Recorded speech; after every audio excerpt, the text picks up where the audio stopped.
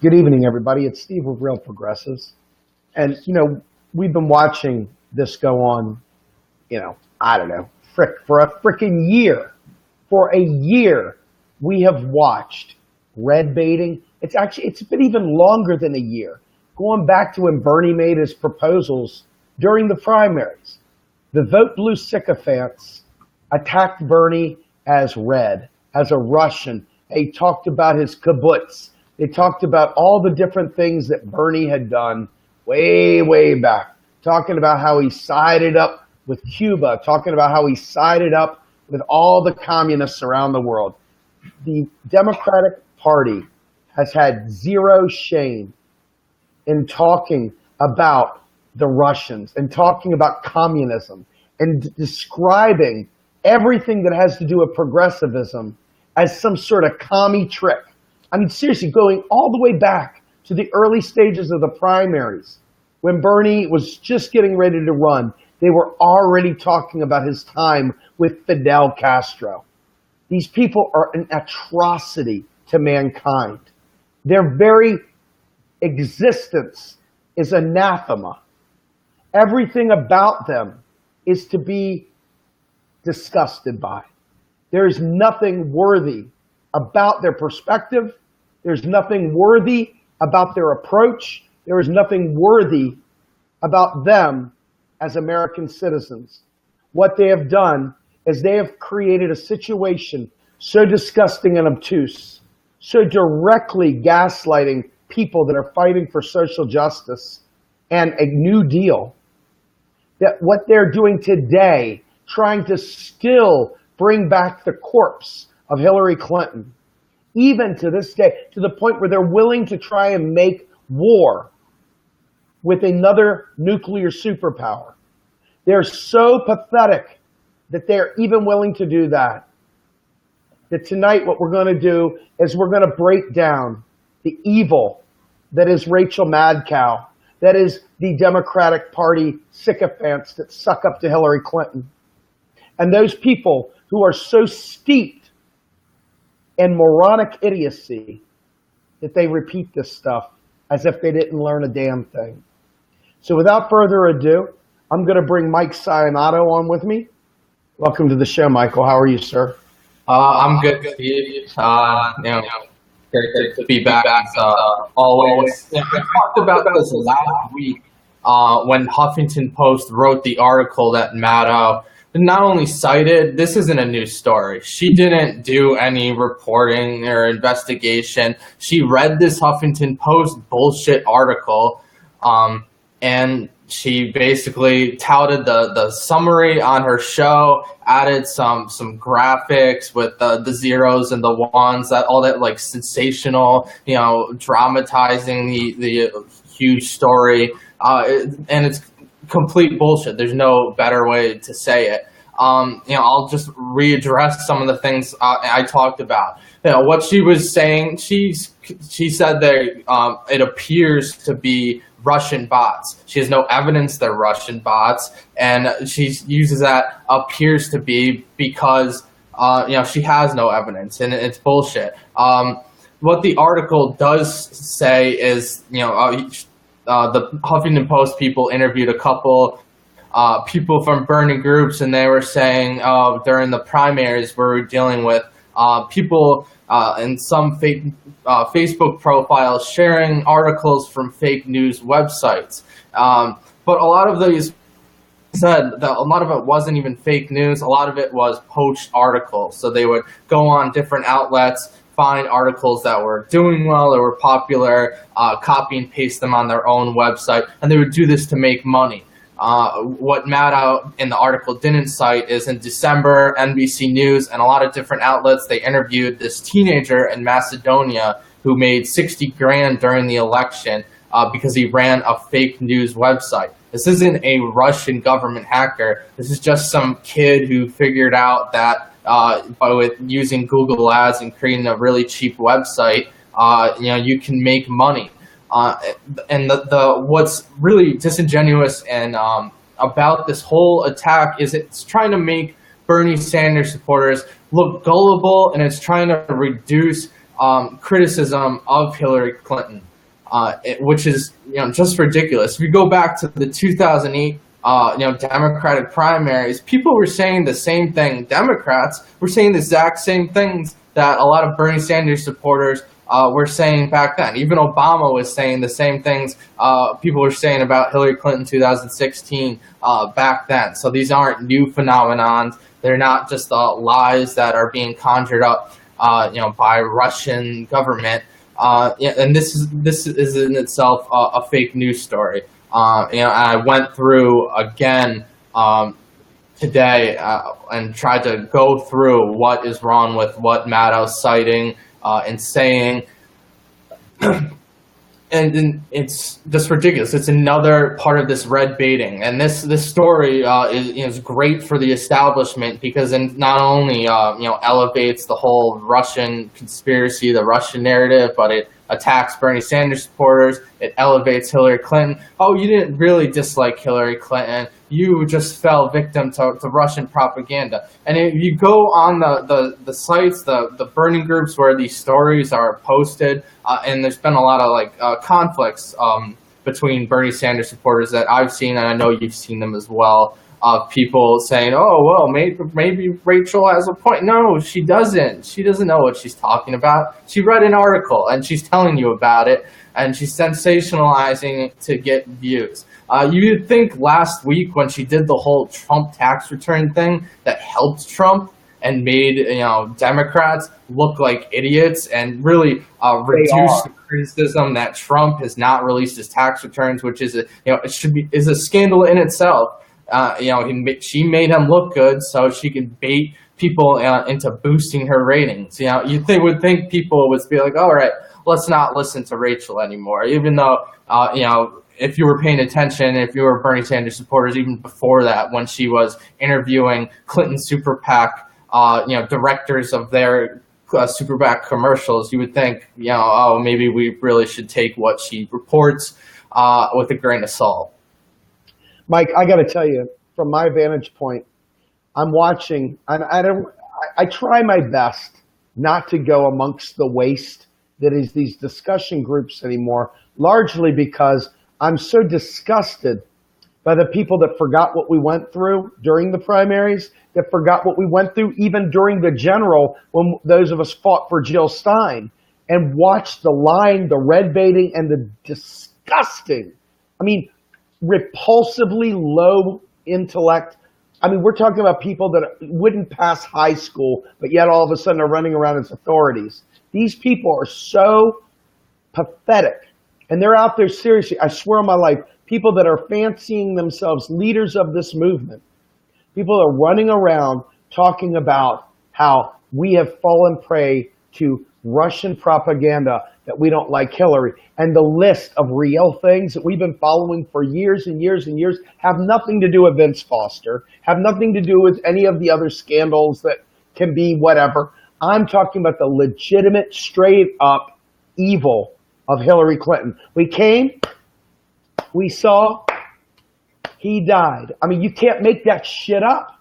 That was her bragging and gloating over the death of Muammar Gaddafi. We had no business killing the man. And then look what happens. So as I sit there and I see this wretch, this horrible person up there speaking, I think to myself, this is unfortunately what most Americans watch. They don't come to Real Progressives and actually listen to progressive news. They don't go to Debbie. They go to this bullshit, MSNBC, Fox News, all that other crap, and they listen to this worthless fake news.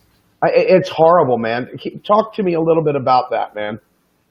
It is disconcerting because why do people still have an issue with realizing that both sides are almost always wrong on the hyper-partisan, it's not even hyper-partisan, it's really the centrist partisan spectrum, whether it's Fox News or if it's Rachel Maddow. And I get that people, are working 40, 50, 60 hours a week, really don't have a lot of time, and you might not really know, where to go for news. And you click on the TV and Rachel Maddow's on, and that makes it a little bit easier. But given what we've been through, and I know Bernie people have really kept on citing this, that all this Russian talk and this Russian narrative, and really trying to portray any sort of Russian link as sinister, it's really suppressing the fact that what the Democratic primaries were, what happened there, that there was content in those emails, regardless of who leaked them, that were really concerning, and the Democratic Party really should be addressing, but they're not. And they're using this narrative not only to really suppress any accountability and responsibility, but they're using it as really a publicity stunt, as a public relations campaign to rally support, mobilize party unity around this whole anti-Russian narrative. And in the meantime, they don't have to do anything. They don't have to upset their donors. They don't have to make, address any meaningful policy stances. Bernie Sanders, as popular as he is, they don't even need to mention Bernie. They can just talk about Russia, and that'll get a bunch of clickbait views, and mainstream media reporters will just eat it up, anything. And this is a very important point. We got Neil Gorsuch that's going to go through like friggin' X-Lax, man. This guy's going to slip right through like he's got KY jelly on his forehead. And then you've got the whole thing with the ACA being repealed or going to be repealed or whatever the hell's going to happen. And these sacks of dung can't even fight for single payer. I swear to God, I don't know why anybody in good conscience can look me in the eyes and tell me that these people have any merit. Each breath they're taking is stolen, in my opinion. Every single breath they're taking is stolen from someone more worthy who would actually fight for single payer, who would actually tell the truth, who would not sit there and cover up this shit, and would actually be fighting for the 99%. But instead, they make us sit there and deal with their trolling and their nonsensical zombie-like existence as they present the worst, completely devoid of any value as a citizen whatsoever when you behave this way. I'm bitter if you can't tell. What do you think this does to democracy now, as we spent a year plus fighting for what amounted to a New Deal, and everybody is completely sidetracked from fighting for how are we going to pay for it, how are we going to get this stuff in front of them. We're not even willing to fight for single payer, but damn it, we're going to talk about red baiting, and we're going to take on a Russian Soviet power, or not Soviet, but a nuclear power, and just sit there and pluck them and pick them and pluck them and pick them. What the hell, man? What does this do to our movement? Does it destroy our movement? Does our movement exist? It really paralyzes our movement, because what it does is continues creating and fostering the environment that produced Trump. Most people, when they see this whole focus on Russia, they think, what does this have to do with me? What does this have to do with improving my lives? From the people working retail to McDonald's, or for blue collar workers, even the middle class, anyone who's struggling. Russia and Russian investigation, that's not going to help them. And what this does is further create this anti-political resentment. So you have, people on MSNBC, you have Chuck Todd talking to a former Clinton campaign staffer. So it's one rich person speaking to another rich person. You had Anderson Cooper, who's worth over $200 million at least, speaking today with Nancy Pelosi, who couldn't even come up with who leads the Democratic Party. She said Obama and Hillary, which is ridiculous. So they have no heroes, they have no leaders left, and just what they're doing is continuing to create this anti-political movement. And Bernie was talking about this even 25 years ago, when this political climate is just getting worse and worse and worse. And what it does is it provides opportunities for demagogues like Trump to go around the country and say, oh, you're hurting, whose fault that is? Oh, it's that group of people's fault. It's the immigrants. We need to build a wall or whatever. And that's how you get, those types of people, the David Dukes in this world,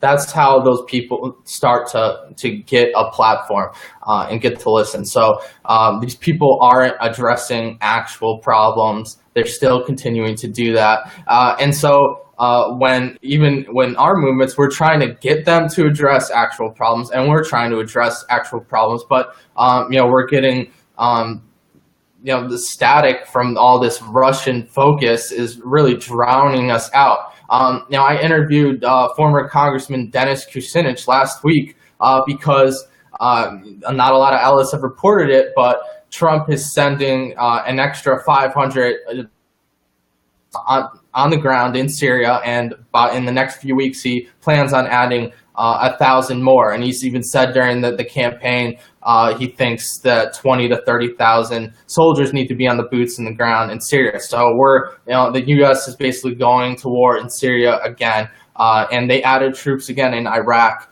So we're continuing to intervene in these countries, engage in military conflicts that get Americans killed, and create political vacuums in the Middle East, and waste lots of money and resources, and it just continues driving that whole the war machine, and all these. Let me interrupt for a second. I have seen several people in here say this whole thing about Trump in Russians, it really matters because we've got to impeach Trump. And then what do we get? I want to walk this through because it's a sign of, in my opinion, somebody who is just not fit to vote, quite frankly. Their vote is one of those votes that will, quite frankly, kill a child somewhere. What you've got here is that it takes a 2/3 majority in the House that is, 60 votes up Republican? It will take a 2/3 vote in the House to impeach him. There's no guarantee that he'd be removed from office. That's an impeachment. But let's just say they do remove him from office. The next up, Mike Pence. Mike Pence, a guy that would make women put an aspirin between their knee.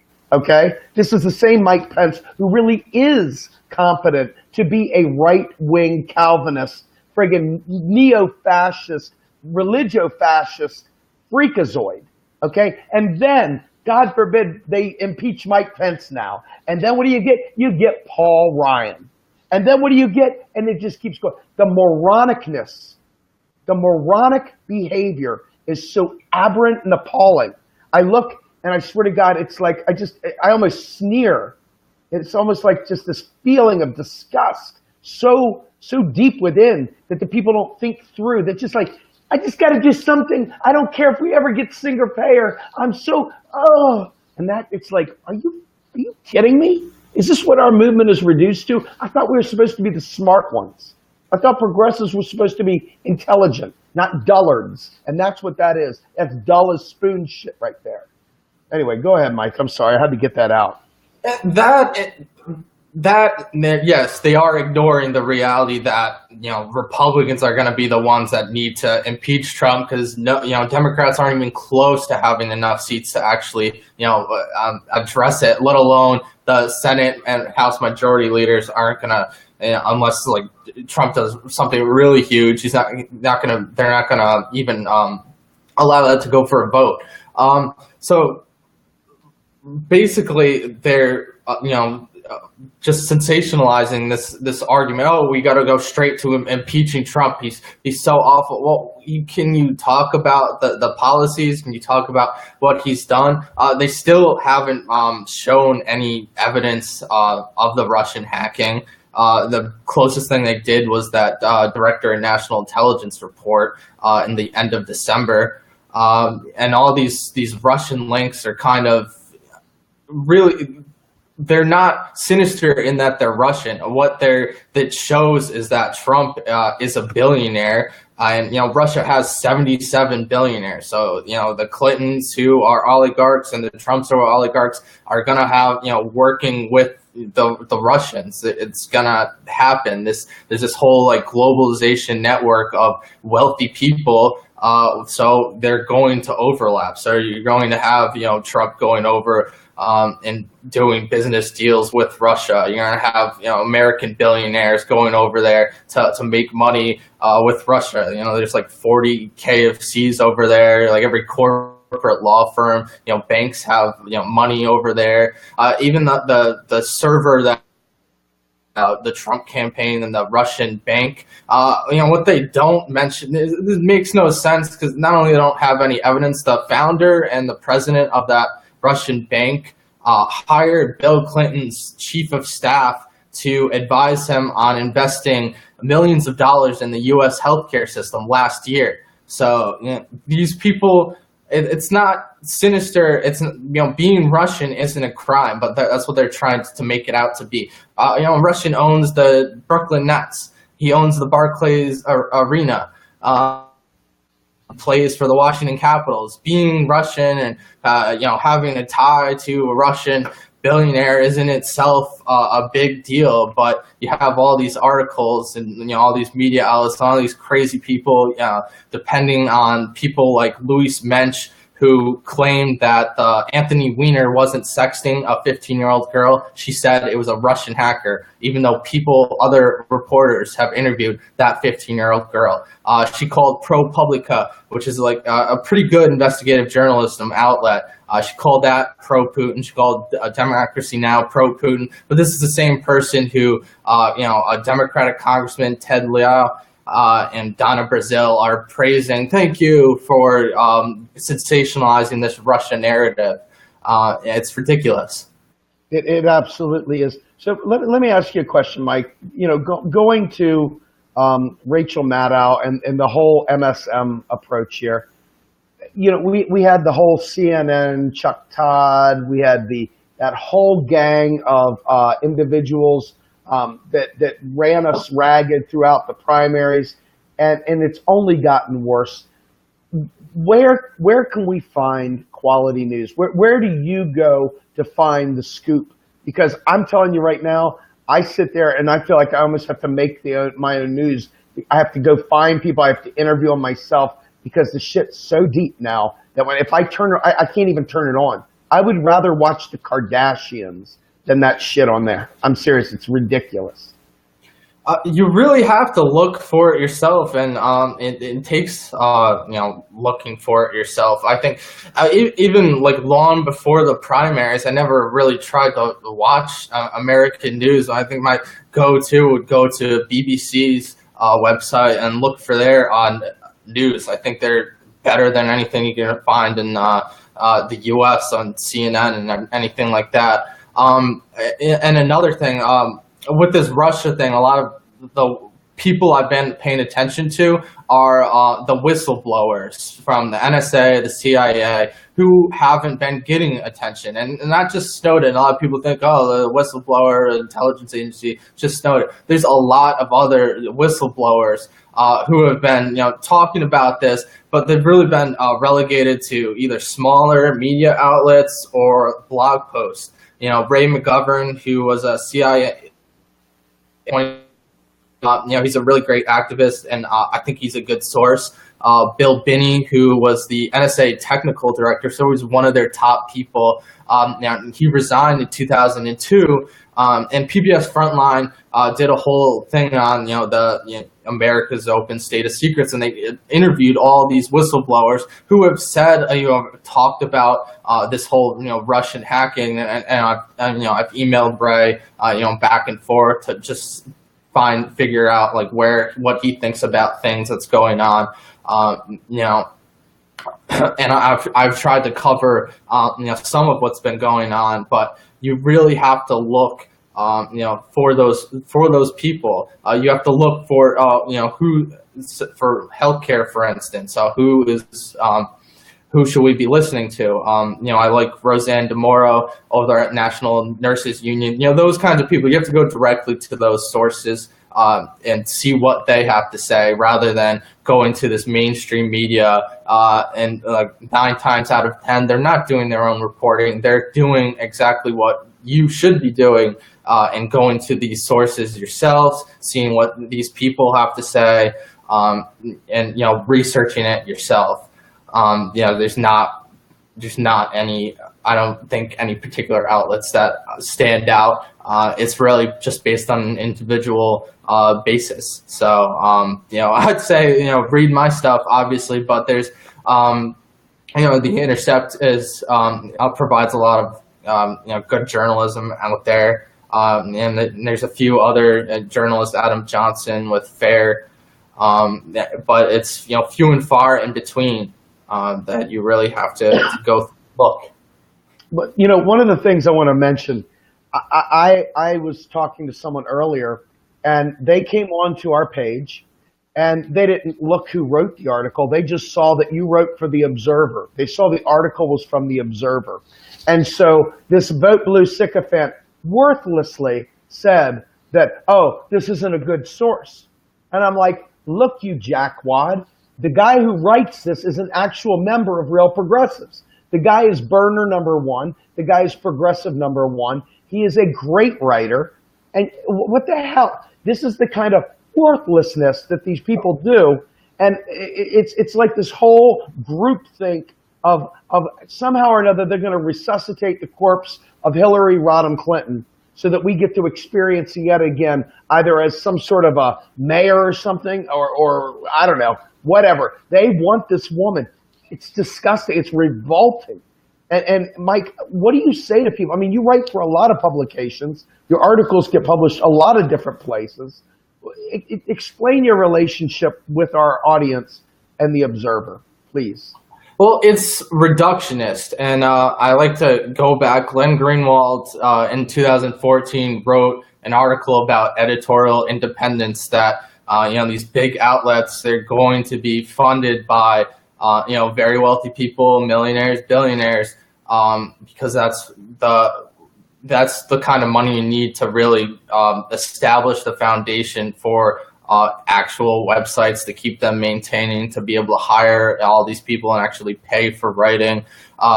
It's unfortunate, but across the board, you can make that criticism of any outlet.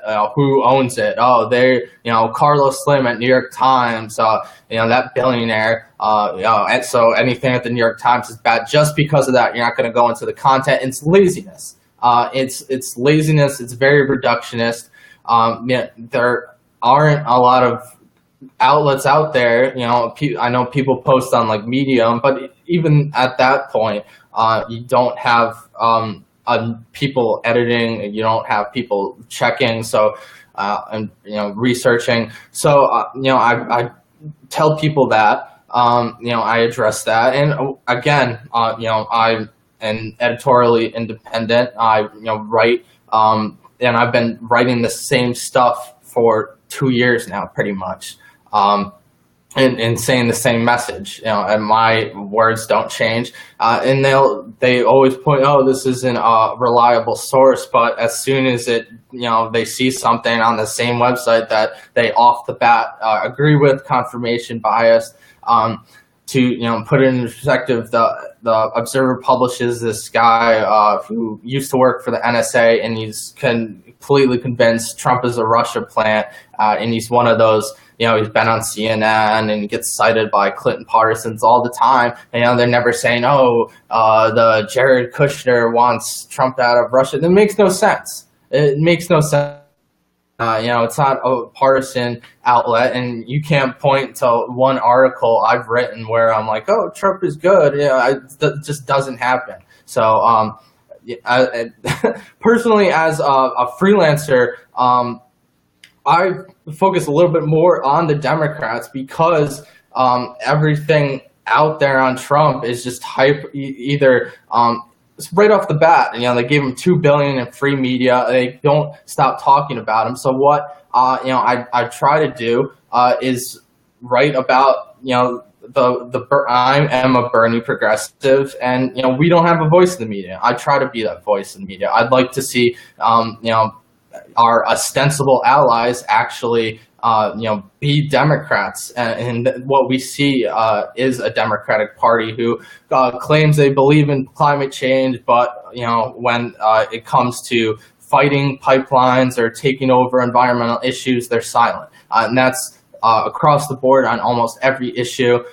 That's what you get. You get a spineless Democratic Party that caters more to their donors than actual issues and voters. And if you can't realize that, or you're just right off the bat, oh, that's a terrible source, I'm not going to read that. Well, then what is wrong with you? You're gonna only read MSNBC. Like, there's no outlet out there that's completely like 100% funded or has those sort of ties. And that's unfortunate, which is why we need to really take steps towards creating independent media.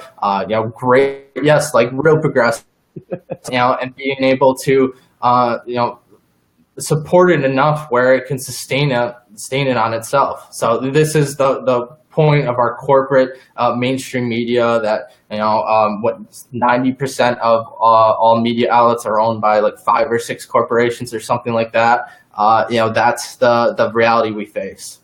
Well, I want to say a funny story. You sometimes publish an article in multiple places. It doesn't just always just show up in one spot. Like, I've seen the same article show up in Counterpunch, and ironically, I can post the same article from Counterpunch, and the same dipshit will sit there and say, "What a great article this is," and then I'll show word for word, and it's like, "Oh my God, this is why you people should have your right to vote revoked." There's literally nothing you can do with a vote that will serve anybody any good, no matter how it goes, because you can't use your brain. Your brain is mush. You are literally Walking Dead level zombie, and it's just revolting, dude. It is revolting. So, all right. So I'm going to take you to task. You self-proclaimed yourself a Bernie progressive. Now, I will tell you, during the primaries, I was as staunch a Bernie supporter as you will ever find.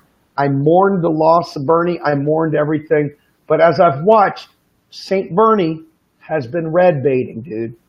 What's up, man? Why is he doing that? That's beneath him. If he's really who we thought he was, what the hell? What is he doing? Why is he doing that? I don't agree with you. I don't agree with Bernie, and I agree with you. I don't want to see Bernie doing that, and I can only speculate why he's doing that. And it's it's disconcerting that he's talked more about Russia than fixing the Democratic Party, and it's it's unfortunate. And I think every time he's tweeted about it, but every time I think he's said something about it or been asked about it, he kind of gives like a deflated response, like, "Oh, I need to say this," and it's very I can't really go on into nuance. And he obviously hasn't been a prevailing voice in that discussion for a while, and you've seen some of his surrogates. Nina Turner did an interview with the Breakfast Club last week, where she says flat out, Democrats cheated Bernie Sanders, and the Democrats need to stop going with the Russia narrative, because let's get back to the people. And I would love to see Bernie do that. I want to see Bernie do that. I think people need to push Bernie to do that. He is head of the outreach chair for the Democrats, and he has his reasons, whatever they may be, for lending his popularity and his voice to tout the Democratic Party's agenda and their own strategy that they've agreed upon. But at the same time, he has been doing that. He's been actually addressing some important issues, and that's a lot more than you could say for any other Democrat, really. So there's no question that, like, in the grand scheme of things, you got to look at the chasm from where Bernie was when Bernie's speaking at Liberty University, at Georgetown University, and all the different places when the bird landed on his podium, to after he sat there with Obama, to once he started his first stumping for Hillary, and then it just kept going down. And there are an awful lot of progressives out there, good progressives, that don't want anything to do with Bernie anymore. And I see a lot of people calling them Trump supporters, which is, in my opinion, disgusting. But the reality is that there are a lot of people out there who believe everything that Bernie said during the primary. Nothing has changed for them except they no longer have faith in Bernie because of what he's doing over there. And one of the things I'm concerned about as a progressive, being that we're real progressives and we don't pick and choose in this battle here. But I will tell you, it's very, very disconcerting to see Bernie go along with Chuck Schumer. It's very disconcerting to see Bernie side along with some of the worst pieces of crap in the Democratic Party. And it really does hurt anybody that tries to stand up for him, because then he does that and it's like, I can't defend that. How do I even fake like I'm defending that and have any credibility whatsoever? And it puts you in a really tough spot. As somebody who I value and trust, explain to me how you deal with that dissonance. You don't have to defend it. And, when I see Bernie and Chuck Schumer acting buddy, it hurts me on a personal level to see that. And you can be honest about that. I don't agree with that. I am a registered Democrat, but I do consider myself in that like progressive middle between Democrats and Green Party people and I think that that demographic, that political ideological demographic is growing, and I don't think people should be looking for Bernie with blind faith. He's not going to fix everything himself. He even said that during the primaries. People need to wake up, look in the mirror, and you see like, oh, who's going to be this big activist that we can follow? Look in the mirror. You be that person. I'm a big history buff, and I look back in history. Especially the 50s and 60s, we had like civil rights heroes, and really James, writers like James Baldwin, who people were like really out there and really challenging the establishment.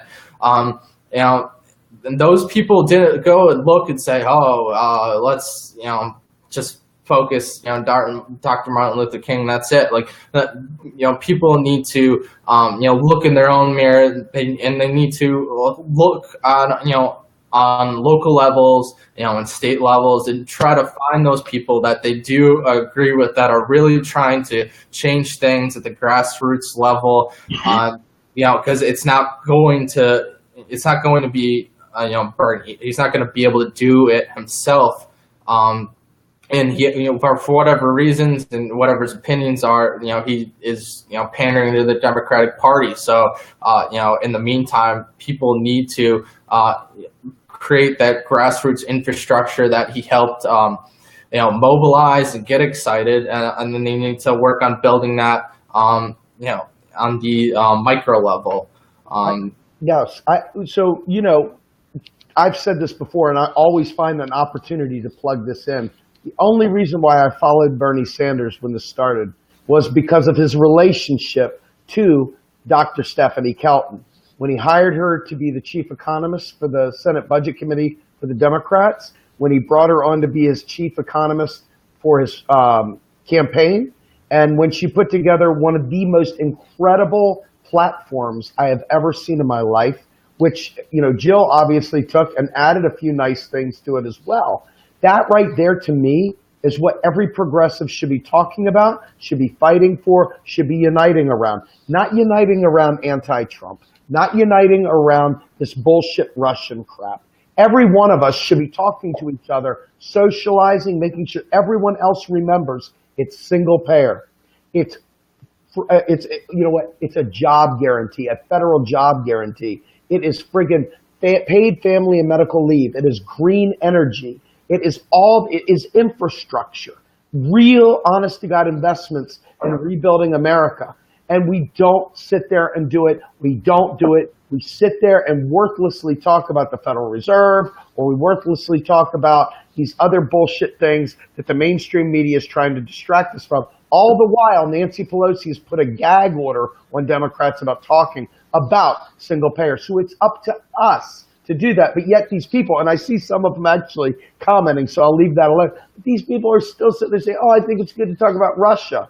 Well, it takes a lot of time and a lot of energy and a lot of momentum to get those kind of platforms, that kind of grand scale progressive agenda into the mainstream. and you're not going to get there knocking it away and forgetting about it, and then all of a sudden being grateful for the next Hillary Clinton, the next Cory Booker that comes through to sell us out. Oh, well, it's better than Trump, and that's the bullshit these people put forward, and I'm not going to have it, man. I'm absolutely not going to have it, and it's all about economics for me. And it's all about educating and getting ready for the next elections to make sure that we don't allow any progressives who actually support neoliberalism, and these people don't understand it, so it's up to us to educate them.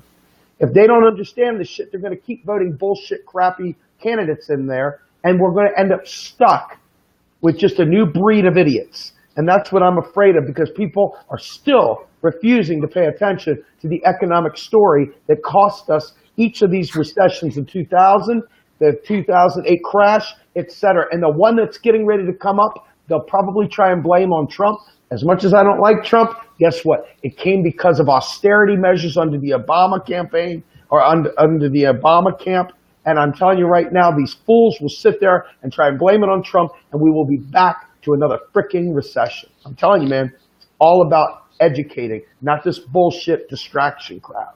That's my take on it, man. What do you think? I agree with you.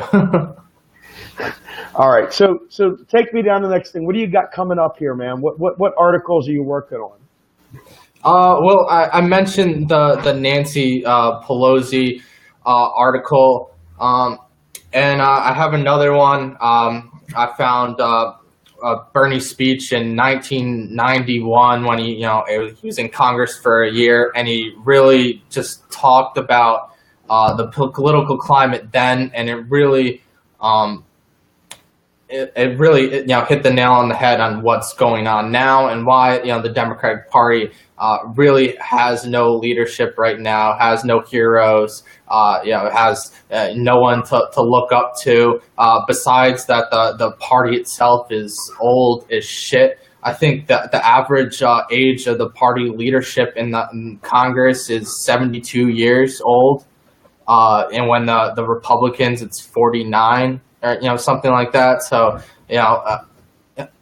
like who is there to look up to? Like you said, that people have cited in polls Cory Booker, Oprah, Mark Cuban, Michelle Obama. They're just throwing stuff on the wall and seeing what sticks. Those aren't solutions. They have no idea what's going on. They had a Harvard poll out a couple days ago that The Hill put out. And they interviewed supposedly voters and said, who do you want to see in 2020? Most people, Bernie had 20%, that they want to see him run for president in 2020, which may or may not happen. Who knows? But the other options were like people like Mark Cuban. There was like 3%, 4% that said Mark Cuban, like another billionaire who is out of touch and is a sleazeball, just like Donald Trump. Maybe a little bit more of a liberal version of Donald Trump. Like that's going to be the solution. People have said the Facebook. Mark Zuckerberg, he's going to want to run. Like, what? These aren't solutions. Like, these are really the people you're kind of like seeing. Like, what's going to float? What'll people like? Those are the people getting touted in the mainstream media. Chelsea Clinton keeps getting brought up. She's going to run for Congress, and the horrifying thing is that she actually could and win. Because the Democratic Party is still focused on meddling in their own primaries, picking their own candidates, and they really don't care. Mike, I'm telling you right now, this is no joke. The GOP right now, as we speak, state by state by state, each of these states is voting to go for a constitutional convention. Each of these GOP states is going and voting to go ahead and push forward for a constitutional convention. They all want a balanced budget amendment. Sadly, many progressives who are very, very, very ignorant about economics think, oh, well, I have to balance my checkbook, so the creator of the US dollar should have to bank. It's just mind-blowing how dumb it is. And yet they're going to sit there and push this forward. We still have progressives who believe that it's good to reduce the deficit. You still see idiots like Occupy Democrats celebrating Obama reducing the deficit because they don't understand economics. And this, my friend, when you don't understand economics and you just say, well, we got to vote blue no matter who, this is the garbage you get. And sadly, many progressives are steeped in this shit too. They just have a nicer attitude, but they can't do anything. If you reduce deficits, you literally destroy the economy. And this is right now, in my opinion, the number one issue out of everything else. I don't care what else you think about. This is it. Because I'm telling you right now, if people don't understand this and they worthlessly think that deficit reduction is good, then when the GOP does push forward this constitutional convention, many of these bozos like Sherrod Brown and others will say, yeah, let's have a balanced budget. And they don't understand economics, so we will be trapped. That will be a destruction on a level you can't fathom. And many of our people, it's economics, and they just skip right past it. And that's why our movement is doomed. Too many full cups. Too many people think that Occupy Democrats said to reduce deficits, that's good. So we are FUBAR, brother. We are FUBAR. We have to get the word out, man. We really do. Really, really do. Because this constitutional convention crap is right around the corner. They really want it. It's been brewing for years, and many, many states have already voted to be in like Flynn for it. Have you heard anything about it? If you haven't, do some research, please. No, I agree that people need to get rid of this whole myth that, the whole, all this, this fear mongering about taxes and spending and everything. It's ridiculous, and it paralyzes people into this mode of thinking, oh, how will you pay for it? And then it kind of shifts people, sweeps them back into the center. Don't think progressive issues are unrealistic. That was basically Hillary Clinton's campaign slogan against Bernie Sanders. Bernie's unrealistic, and all the support and endorsements from Democratic Party superdelegates really reinforce that. Well, I'll tell you what, Mike, I'm going to go ahead. I'm going to let you get off here. I thank you for your time. It was nice to come back. I haven't been with you for a while, so it was good to be able to chat with you. So next week, Mike will be back on his own. I don't know who we'll be interviewing. It's potluck at this moment. But I do have some good news. Tomorrow night, I'll be interviewing Warren Mosler, the father of modern monetary theory. Once again, he's running for governor in the Virgin Islands. And this is a guy who can make shit happen, and he can make it rain. So join us tomorrow night at 8 o'clock also. Zach Haller will be on tomorrow night at 10 p.m. Eastern Standard Time, 7 p.m. Pacific. And otherwise, for Steve Grumbine, I'm out. Michael? All right, and I just want to plug Saturday at 3 p.m. Eastern Time. I'll be speaking with Anoa Chenga from Progressive Army, and keep a lookout for the rest of my articles this week. And it's great to talk to you again, Steve. All right, man. Have a good night, buddy. We'll see you later. You too. Bye. All right. Bye.